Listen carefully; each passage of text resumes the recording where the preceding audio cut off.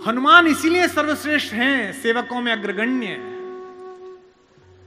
क्योंकि वो कभी ये नहीं कहते कि मैं कौन हूं, वो कहते हैं कि मेरी टोटल औकात ये है कि मैं इनका चेला हूं, इनका काम करता हूं। और महर्षि भी उनका परिचय देते हुए यही लिखते हैं कि इतने सारे गुण हैं, इतनी डिग्रियां, लेकिन अंत में क्या है, इनके हैं दूत। मनोजवम, मन की गति से चलते हैं। मारुत तुल्य वेगम, पवन के हिसाब से चलते हैं। जितेंद्रियम, बुद्धिमताम वरिष्ठम, है ना। वानर यूथ मुख्यम, वानरों के यूथ के मुखिया हैं। ये सारी डिग्री है। और आखिर में क्या है, श्री राम दूतम शरणम प्रपद्ये, मैं श्री राम का दूत हूं। हनुमान जी इतने शक्तिशाली थे कि वे रावण के पुत्र का वध कर सकते थे, लंका को जला सकते थे। तो सीता जी को उसी समय लेके क्यों नहीं आए, ये भी जल्दी में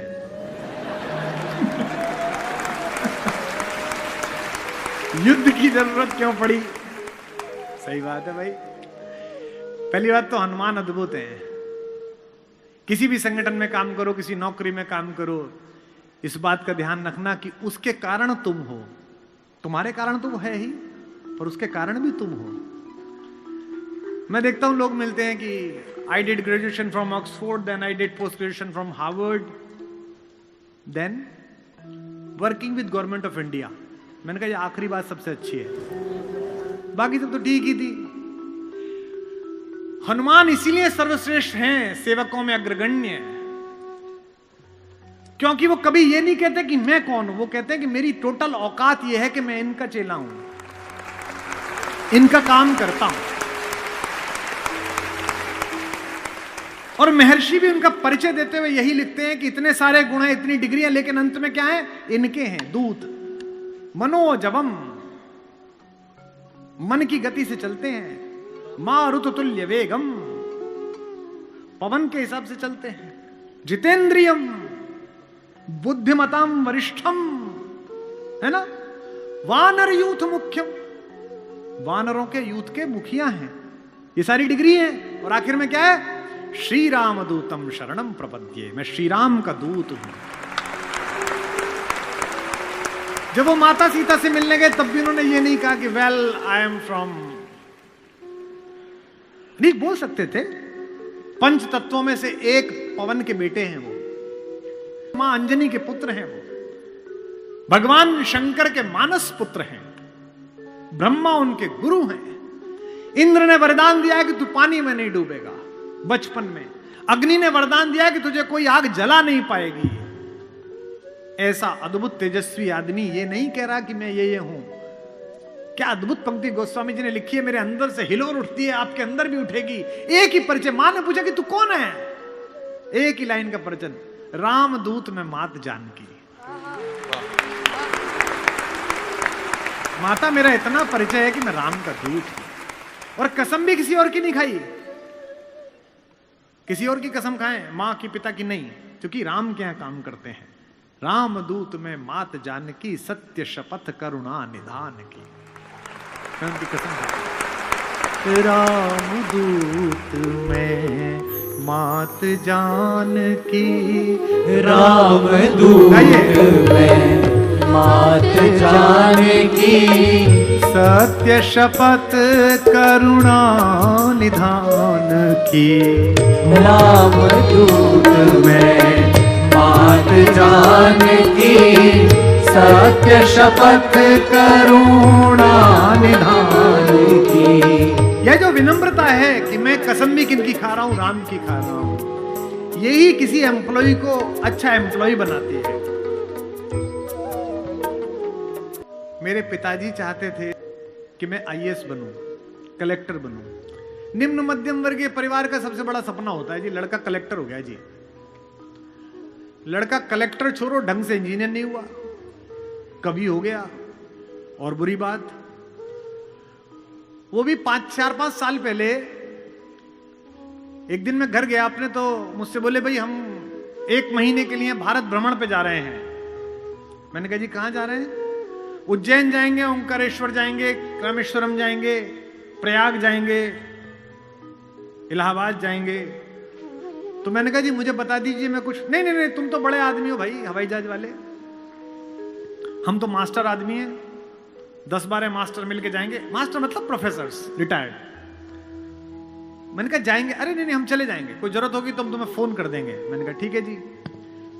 तो मैं उनकी स्टडी में गया, वहां डायरी पे उन्होंने पूरा शेड्यूल लिख रखा था, दिनांक इतने मई, सायं संध्या 5:30 बजे मसूरी एक्सप्रेस से प्रस्थान। मैंने उसकी फोटो खींची 3-4 पेज की, अपने मैनेजर को दी कि यार बाबूजी माताजी जा रहे हैं, जहां जहां अपने लोगों को फोन करा देना। वो हर जगह उनको लोग मिल गए, बाबूजी बाबूजी, माताजी माताजी, बाबूजी बाबूजी, जैसे तुम लोग लगे हो अम्मा के पीछे, सब लग गए।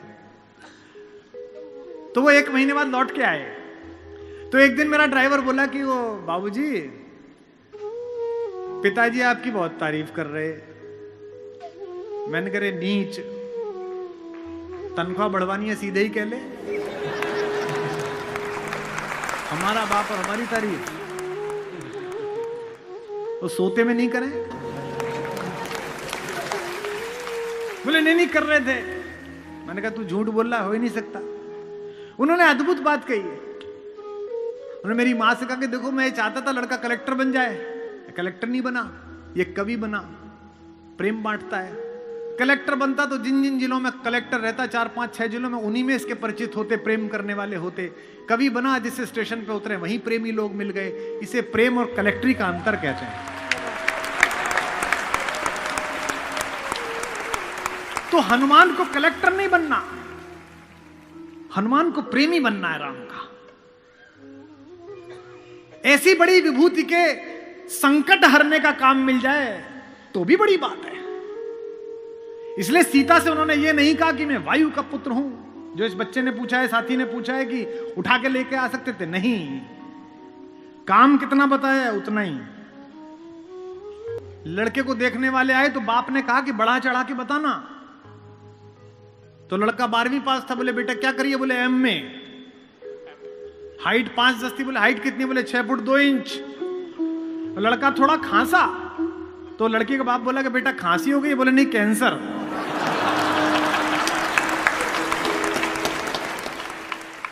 बढ़ा चढ़ा के बताना है उनको। हनुमान को बढ़ा चढ़ा के नहीं बताना। मैं पवन का पुत्र हूं, अंजनी का बेटा हूं, बचपन में ही सूरज को खा गया। नहीं नहीं नहीं, एक लाइन का परिचय है, रामदूत में मात जानकी, सत्य शपथ करुणा निधान की। और सीता का भी संकल्प देखिए, हमारी मां का कल मुझे किसी ने लिख के भेजा कि साहब बीता जा रहा है दिन, ना सीता पर बोले ना उर्मिला पर। वो बैठी हैं, ये बात सच है। और इस प्रश्न को पूछने वाले मेरे भाई, जो अगली बात मैं कहना जा रहा, अगर विश्व से आतंक का पर्याय रावण को मिटाने की योजना ना होती तो हनुमान छोड़ो, अपने यौवन के समय में पोछा लगाते समय उल्टे हाथ से शिव का पिनाक उठा देने वाली भगवती ही रावण का नाश कर देती। हनुमान की आवश्यकता ही नहीं पड़ती।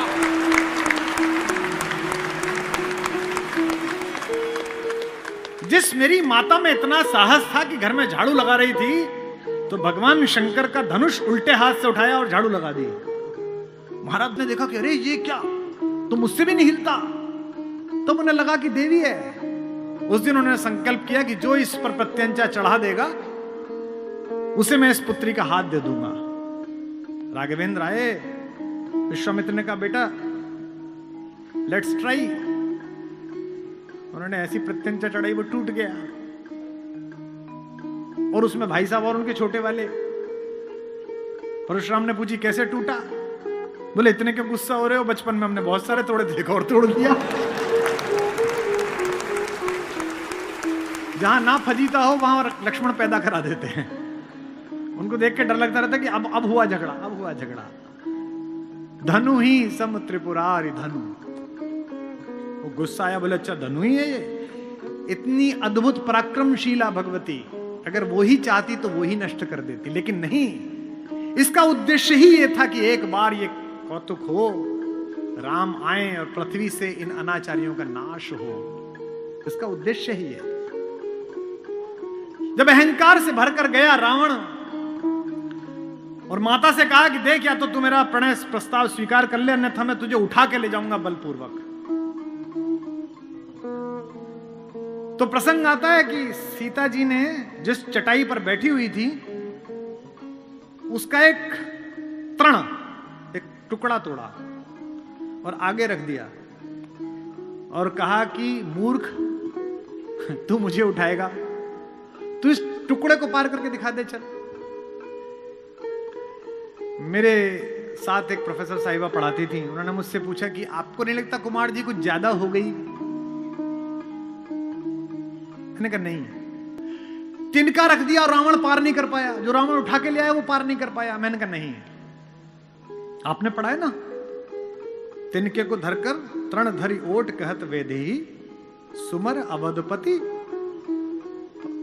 क्या धार्मिक जगह, इन्हें सब याद है।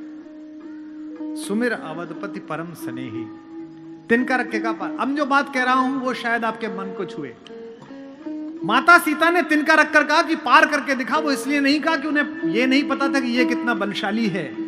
एक बात आप लोग भूल गए, तिनके को संस्कृत में भूमिज कहते हैं, भूमि से पैदा हुआ, और सीता को संस्कृत में भूमिजा कहते हैं, भूमि से पैदा हुई।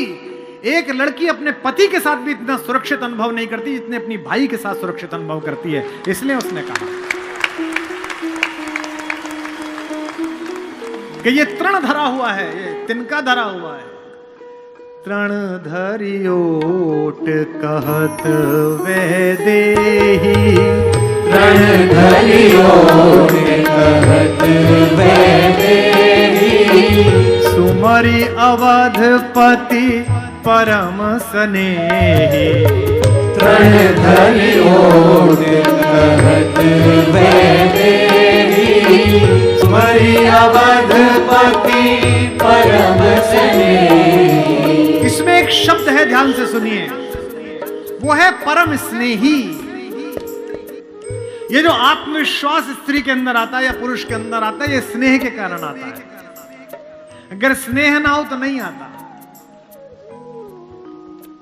मुझसे लोग कहते हैं कि शासन कब सुधरेगा, सरकारें कब सुधरेंगी?